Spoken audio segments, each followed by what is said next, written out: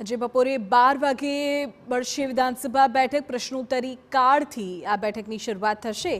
વિવિધ મુદ્દાઓ પર પ્રશ્નોત્તરી કાળમાં ચર્ચા થશે। પ્રશ્નોત્તરી કાળ બાદ વિધાનસભામાં ગુંજશે રાજકોટ સીસીટીવી કાંડનો મુદ્દો। અમિત ચાવડાએ નિયમ 116 અંતર્ગત તાકીદની ચર્ચામાં હર્ષ સંઘવી જવાબ રજૂ કરશે। ગૃહમાં 2 વિધેયકો પણ રજૂ થશે, જેના ઉપર પણ ચર્ચા થશે। વધુ વિગતો આપી રહ્યા છે અમારા પોલિટિકલ એડિટર કિંજલ મિશ્રા। કિંજલ, પૂરી જાણકારી। જી देखो, આજનું પણ જે સત્ર છે તે પ્રશ્નોત્તરી કાળ બાદ હંગામી બની શકે તે પ્રકારની પૂરી શક્યતા છે તે જોવા મળી રહી છે।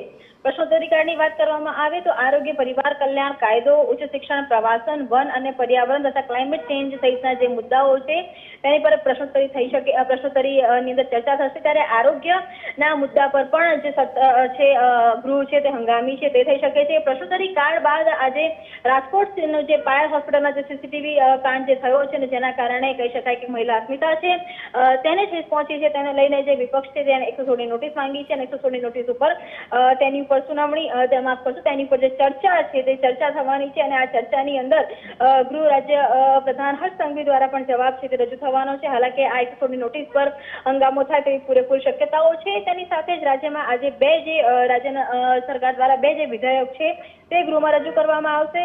રાજ્યના માલ અને સુધારા વિધેયક ગૃહમાં રજૂ થશે, તેની સાથે જ વ્યવસાય, બાંધકામ અને ઇજનેરી બાબતે પણ વિધેયક છે તે શરૂ થવાનું છે। પરંતુ 12 વાગ્યાના પ્રશ્નોત્તરી કાળ પહેલા કોંગ્રેસ દ્વારા વિધાનસભા ગૃહની બહાર પણ કહી શકાય કે વિરોધ છે અને દેખાવો છે તે કરવામાં આવશે। પાયલ હોસ્પિટલનો જે મુદ્દો હતો તેને લઈ અને વિપક્ષ દ્વારા જે દેખાવો છે તે વિધાનસભા ગૃહની બહાર પણ કરવામાં આવશે। એટલે આજે વિધાનસભા ગૃહની બહાર અને ગૃહમાં હંગામો થાય તેવી પૂરેપૂરી શક્યતા છે।